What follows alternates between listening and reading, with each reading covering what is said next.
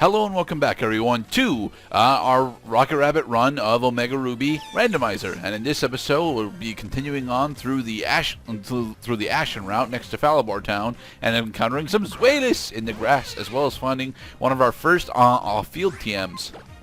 I'm Tweedle. I'm dumb. I'm Tweedle. No, you're dumb. No, you're Tweedle. Yay! Noble Roar. Noble Roar is the signature attack of the Leo line. Unfortunately, as past Gerdat mentions, it's mostly a status buff, so it doesn't really matter. Oh, I used to spend hours getting the ash I needed to make glass things. Now, you bothered to get the glass furniture? Hell yeah, I got the glass furniture. Man, I could never bother to get the glass furniture, but I did eventually get all the flutes. Because the flutes are actually really goddamn cool. They're pretty much infinitely reusable cures for odd status ailments. Specifically, blue is sleep, red is affection, yellow is confusion, and I think there's a green one as well, but I don't remember what the green one cures. Do you remember what the green one cures? So, on the subject of confusion, or what would remedy confusion right away? I know that there's a kind of berry that cures confusion. Yes, aside from the lumberry.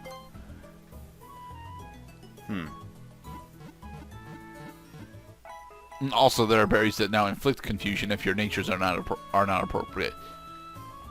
Well, that is just plain counterproductive. I tell you what, like I understand the practical function of having Pokemon have a particular nature. They have pet peeves and things they just don't plain like watermelon or jumping jacks. You can't explain these things. At the same time, though, it seems to me that you're punishing the player just for at least trying to equip them with items. Only sometimes. Professor Cosmo got abducted by Team Magma. Oh no! But he's just so gullible. Yes, so very gullible. I used to call him Professor Gullible.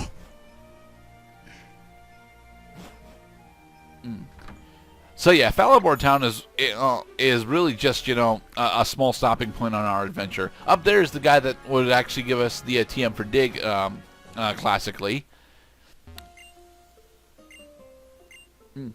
Yay, we got the TM for Metal Claw. Metal Claw is actually a pretty good move. Yeah, so when you dig, you'll get out of that tunnel in no time.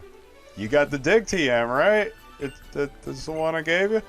Although I got to admit, it's pretty funny that Dig, I believe, was the TM 28 in the original Pokemon, which is the move that he intended to give you, but you got Metal Claw instead. Yep.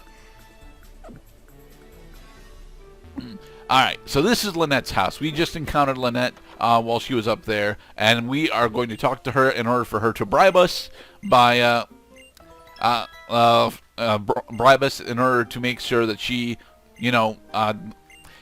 doesn't leak out that her home office is so just a mess. Clutter. Yeah. It's like my speech patterns, just significantly worse.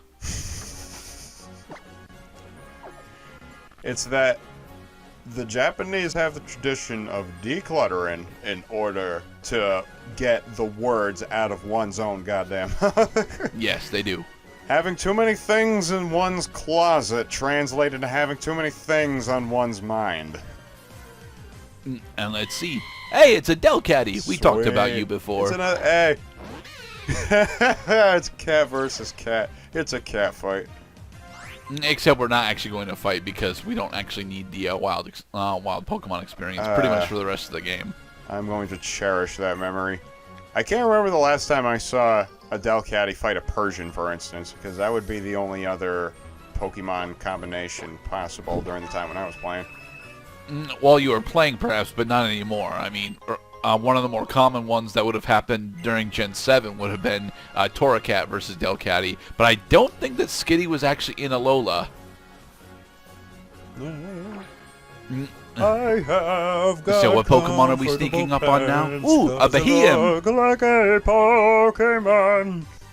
You don't know about this Pokemon Cloud because this is a Gen 5 Pokemon. But yes, Beheeyem.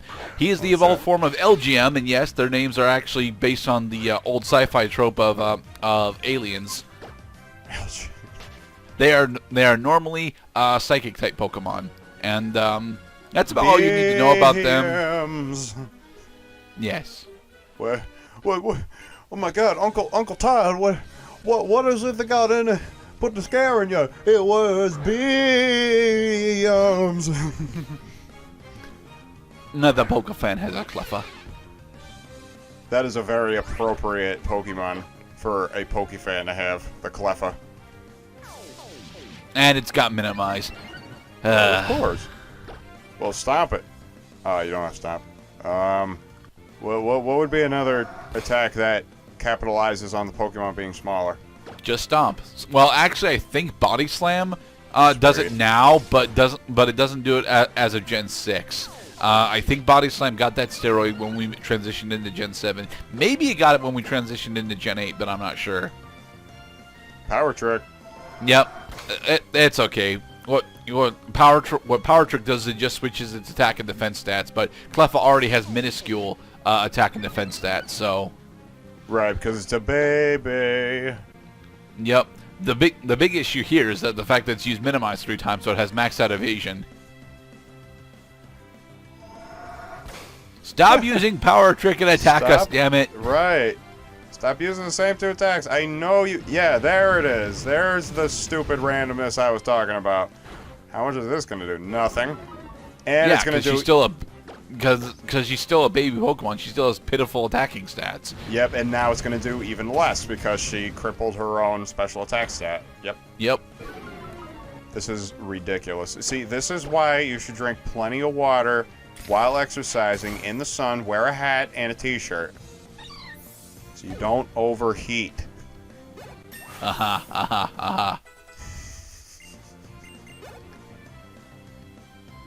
Yay, Zatanna hit 17. The Pokemaniac has successfully fallen. Pokemon!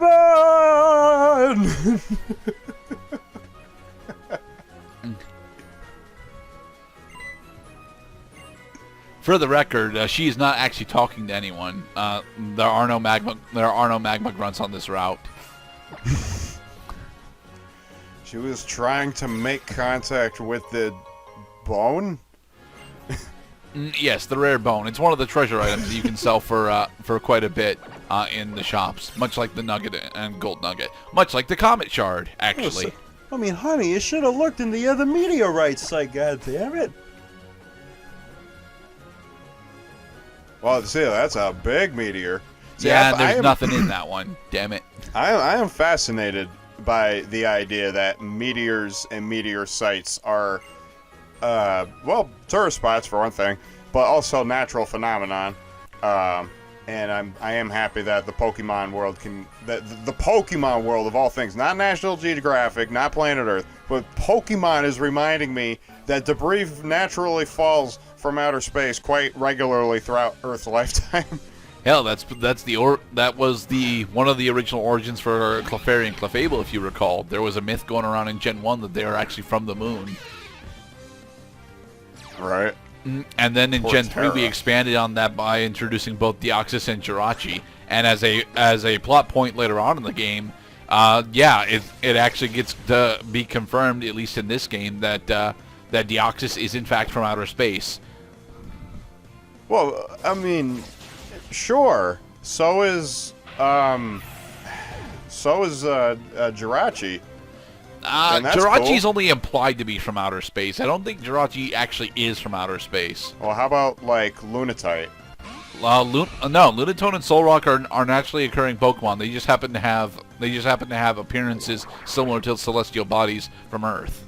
No, his face is not in ice. It's just ice-shaped. I did have a question. Does Torterra evolve from Torkoal? No, Torterra evolves from Turtwig and Grovyle. Not Grovyle, sorry, Grotle.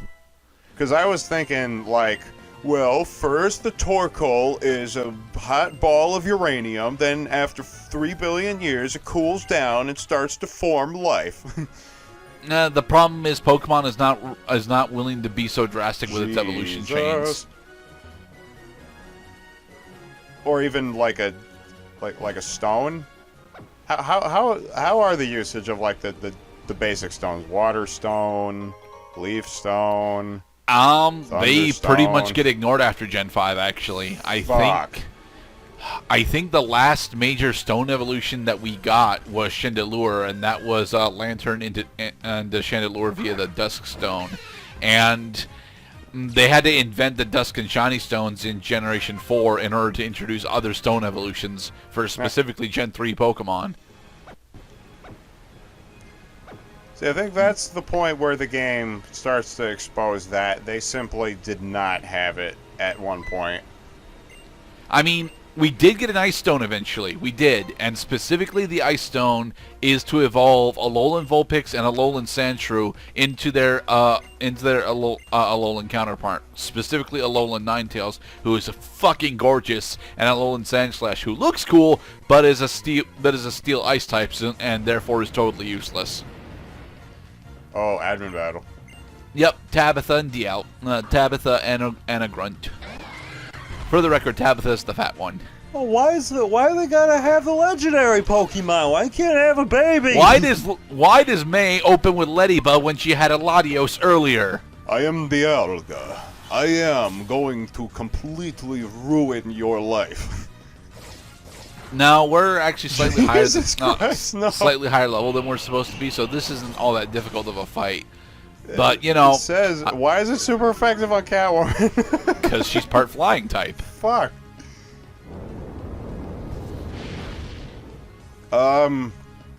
It almost worked. Hey, I burned it. Nice. Yay!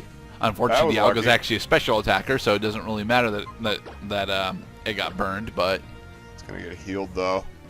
I think these guys pack potion. Tabitha might. I don't think the Grunt does though. No, the grunt one. Well,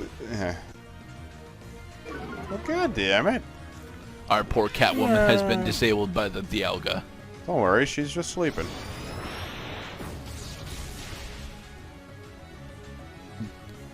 So that would make Ladybug water type? Either water, flying, or either water or flying.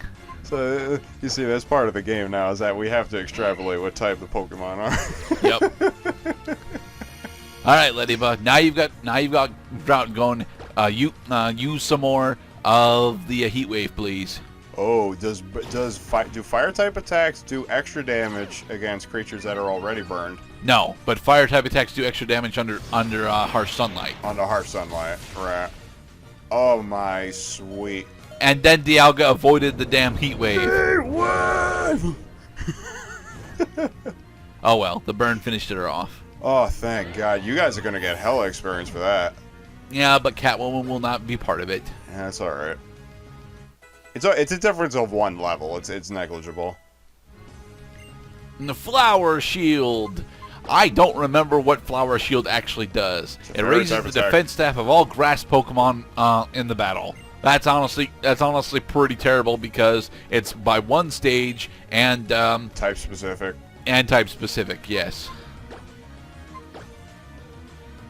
I mean, I hope the Pokemon that learned that was grass type. Zatanna? No, Zatanna's fairy.